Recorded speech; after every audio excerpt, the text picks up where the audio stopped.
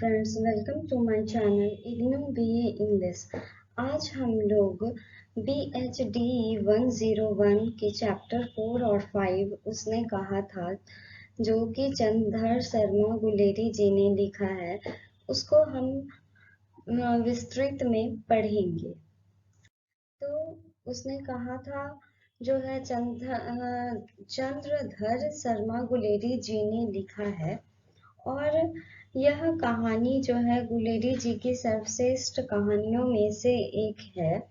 और यह जो कहानी है निश्चित ही काल्पनिक है, परंतु इस कथा की जो पृष्ठभूमि है वो वास्तविक है और कथा के पात्र जो भी कैरेक्टर्स है वो भी काल्पनिक है। तो सबसे पहले उसने कहा था जो कहानी लिखी गई वो प्रथम विश्व युद्ध की पृष्ठभूमि में लिखी गई कहानी है और यह मानवीय संबंधों का नया रूप को इस कहानी में प्रस्तुत किया गया है। कथा के सबसे पहले ही कथा का जो स्टार्टिंग पॉइंट है मीन्स आरंभ है वह अमृतसर के एक बाजार से होता है। तो सबसे पहले हम बता दें कि इसके जो मुख्य पात्र हैं वो है लहना सिंह। लहना सिंह के चारों ओर इर्द गिर्द कहानी घूमती है और इस कहानी के नायक भी लहना सिंह है। हजारा सिंह और बोधा सिंह जो है सूबेदारनी के परिवार के लोग हैं।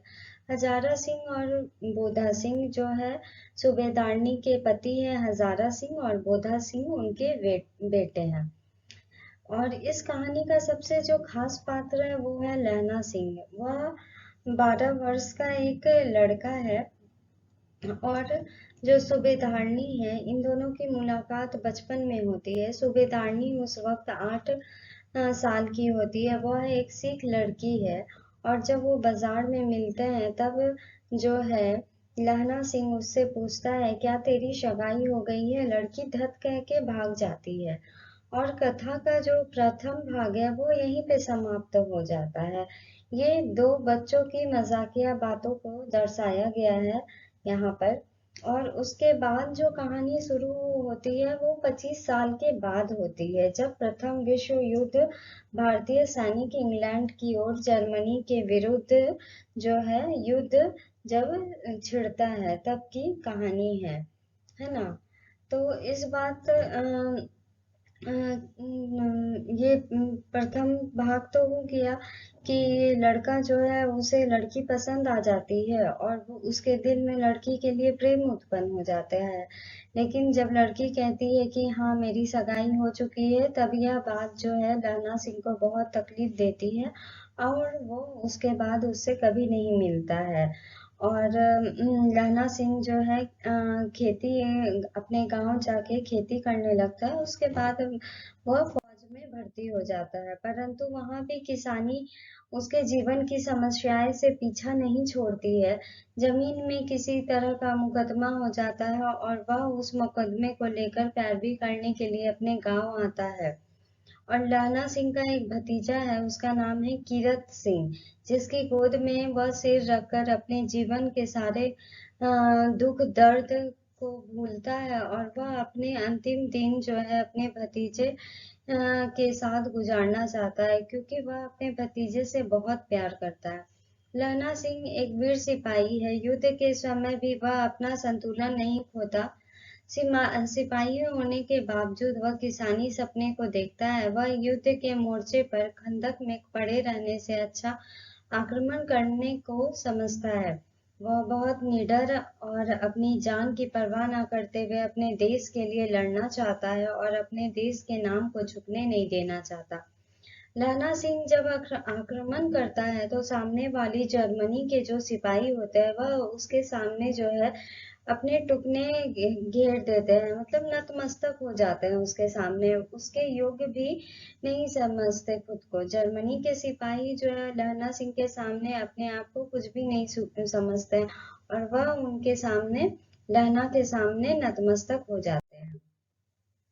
अब दूसरा भाग है सूबेदारनी अपने पति और बेटे बोधा सिंह के प्राण की रक्षा का वचन लहना से लेती है क्योंकि सूबेदारनी के पति तो सैनिक थे, लेकिन सैनिक में उच्च वर्ग में थे, और उनका बेटा बोधा सिंह वह फौजी नहीं है। और वो कहती है कि मेरे पास यह मतलब उसके पास और कोई चारा नहीं है। वह बिना अपने बेटे और पति की रक्षा के उन्हें फौज में नहीं भेज सकती है, क्योंकि उसका बेटा तो फौजी भी नहीं है, और उसे कुछ पता भी नहीं है कि वहां पर जब युद्ध छिड़ेगा तो वो क्या करना पड़ेगा। आखिरी भाग में लप्टन साहब एक नए पात्र में आते हैं। वह जर्मन जासूस है, और लहना सिंह लप्टन से बात करके उस वक्त समझ जाता है कि यह जो है ये घुसपैठिया है, और वो लहना के पैर में गोली मार देता है, और उसके पैर में गोली लग जाती है, और वह बुरी तरह घायल हो जाता है। और जब बीमार और घायल लोगों के लिए गाड़ी आती है, तो वह हजारा सिंह और उनके बेटे बोधा को गाड़ी में बैठा देता है, और हजारा सिंह से कहता है कि उससे कहना, उन्होंने जो कहा था मैंने वह कर दिया। उनसे कहना मतलब सूबेदारनी से कहना कि उसने जो वचन मुझसे लिया वह मैंने अपने वचन को पूरा कर दिया। और उसके बाद बोधा सिंह और हजारा सिंह वह युद्ध के मंच से चला जाता है। यह कहानी पंजाबी जीवन से संबंधित है। इस कहानी के तथाकथित लहना सिंह और सूबेदारनी के बीच में बचपन में जो प्रेम उत्पन्न हुआ वो सामाजिक बंधनों की वजह से खत्म हो गया। लहना अपने मन में उस पल को बसा कर रखा था। वह सूबेदारनी भी लहना को भूली नहीं थी। बाद में इन्हीं संबंधों की वजह से वह लहना सिंह से मदद भी मांग मांग सकती।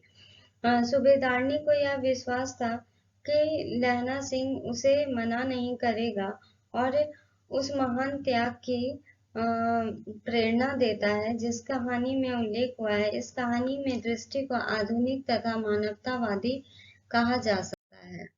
सो मुझे आप लोगों को यह कहानी समझ में आई होगी, और ये मैंने शॉर्ट में इस कहानी को दोनों चैप्टर्स को एक साथ निचोड़ के आपके सामने रखा।